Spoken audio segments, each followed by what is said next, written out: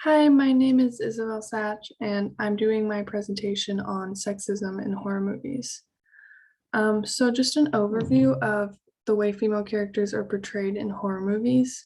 Girls in horror movies are usually portrayed under the same stereotype, over-sexualized, lacking a brain and common sense, and following the same kind of character types, the popular, sacrificial, dumb girl, maybe a funny best friend, and then the nerdy girl with glasses who makes it to the end.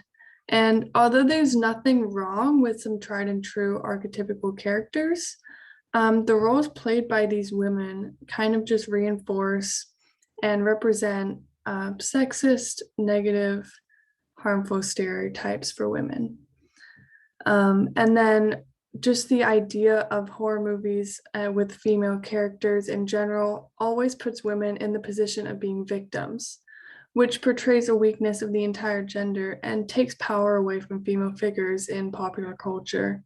And this sets a standard to viewers to think of women as victims in their mind.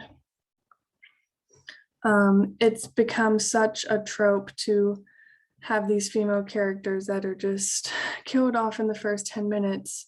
Spoofs of horror movies have almost become their whole entire genre by themselves. Here's just one example.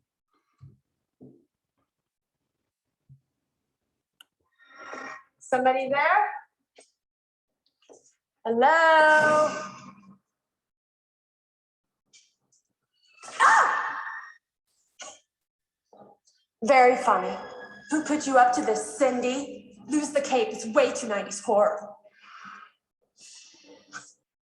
Oh, so what movie is this from? Die, cheerleader, die! Wanna play psycho killer? Can I be the helpless cheerleader? Oh, so is this where I'm supposed to beg for my life? Please, Mr. Killer, don't kill me. Oh. So is this where I'm supposed to bleed? Oh, look, I'm bleeding. Eek, eek. Oh yeah, I'm supposed to run, right? Okay, I'm ready. I'm ready. Help! Oh, now I'm gonna fall and break my leg, leaving me helpless. There you go, Mr. Scary Killer. I'm panicking now. Oh, guys, somebody please help me. So the same roles played by these women in every horror movie has just become a whole joke and spoof on its own. But to go deeper into it, in Visual Pleasure and Narrative Cinema by Laura Mulvaney, she presents a narrative on the role of women in cinema as a whole, and describes the archetypical role of women as kind of flat characters with much less depth and character arc than men, and subservient, mistreated, and always kind of underneath the main male active hero. She also comments on the lack of female leads in movies and how female characters are just created to serve one purpose at a specific part in a movie, but are usually cut from the plot or have no change in character. Mulvaney also uses the term scopophilia to describe the idea of feeling pleasure from watching characters, because we use it as a projection and idolize ourselves in the roles of the characters. So because cinema and horror especially is dominated by male leads, the audience is kind of forced to view the character through a male point of view, which makes the audience view women in the objective and sexualized way the main character views them in the film.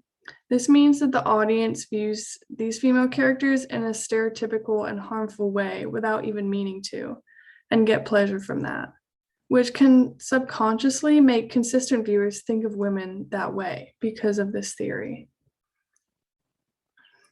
Related to the idea of scopophilia, Having an audience watch graphic violence towards women puts viewers in the perspective of the male character acting violent to the women, and subconsciously gives watchers the idea that women are meant to be in that role of submission and violence under men.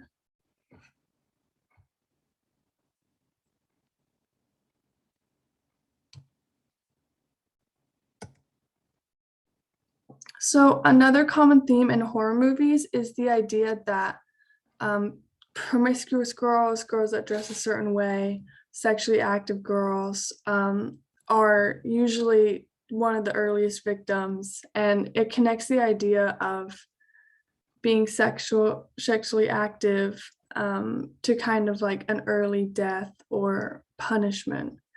And we often see the stereotypes of the promiscuous looking girls acting dumb and having a lower level intelligence, while the nerdy, less stereotypically attractive girls are usually the smarter ones that make it to the end or have any basic common sense. In an article by Nicole Weatherington, she looks deeper and discovers that not only are women who dress and act a certain way assumed to have lower intelligence based on their characters, but statistics show that they're actually almost always the ones killed first in horror movies. So Weatherington argues that the presumed sexually active girls or couples are always killed first, not just because promiscuity is linked with low intelligence, but as a subliminal message about how impurity and the sin of casual sex is meant to lead to death or punishment. The idea that one's virginity is linked to whether they're a good person or not, and their integrity is kind of like an ancient idea and reminiscent of long-lasting religious beliefs. But girls in horror movies take this notion to a new level because sometimes being a virgin is actually a matter of life and death. One such example is the movie It Follows, where a college-aged girl is haunted by demons who prey on her for having unprotected sex. In this particular example, we see the representation of shame and guilt from society that follows women who are labeled as promiscuous, with the demons in this example representing an STD. Although we see this happen in promiscuous males in films as well, because women in movies serve the sole purpose of being a sexual object a lot of the time, their sexual activity or lack thereof is usually a really main part of their whole character. The idea that a woman's virginity is linked to whether she's a good or bad person, her intelligence, and her ability to have common sense is really degrading. And the archetype of the smart but unpopular innocent girl being the last one standing makes it seem like she's just being rewarded for her abstinence and deserves to live because she's better than other women. In general, this just puts down other women and sets women back and liberating their own sexuality. As Weatherington points out in her article, the term virgin is defined as a person who is naive, innocent, and inexperienced. But how is that related to one's ability to flee from a psychopath with a knife?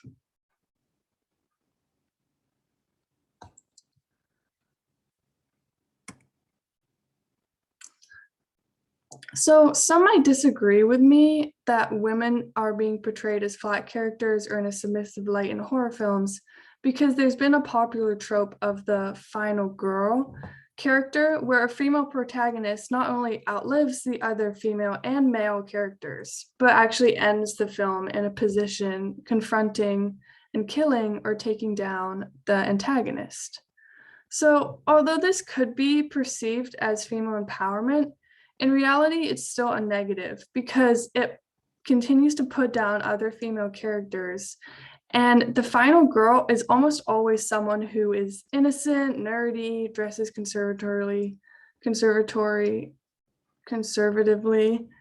and is unpopular and fits a certain stereotype that makes it feel like women have to be that way in order to get to have empowerment. In a book called Men, Women, and Chainsaws by Carol Clover, She also points out that the final girl only beats the antagonist once she's taken on masculine traits. Usually at a pivotal point in the film, the final girl shifts into an active character that seeks out the killer, gains confidence, and rescues other characters and herself, all actions usually not granted to female characters in film at all. As noted by Clover, angry displays of force belong to the male, showing that even though the final girl does beat the killer, she only does so by taking on male characteristics, but not embracing any part of her gender. Therefore, we still see the masculine hero trope, just with a female face. In conclusion, the issue is figures like these are just too commonly used in all genres. It's an unfair representation that forces women into a derogatory role below other characters and under men, since it's divided by gender. I wanted to focus on horror because of the amount of violence involved in the entire genre that ends up often being aimed at women. And because it's so well known, especially for horror, to have a repeated character structure and stereotypical female characters, when female characters face dangerous situations and are literally being killed off just because of their gender, because of how they dress or act a certain way, or because of their promiscuity, that reflects on the viewers, and when repeated over and over in popular culture, ingrains that image of women into the way they're perceived in society. Thank you.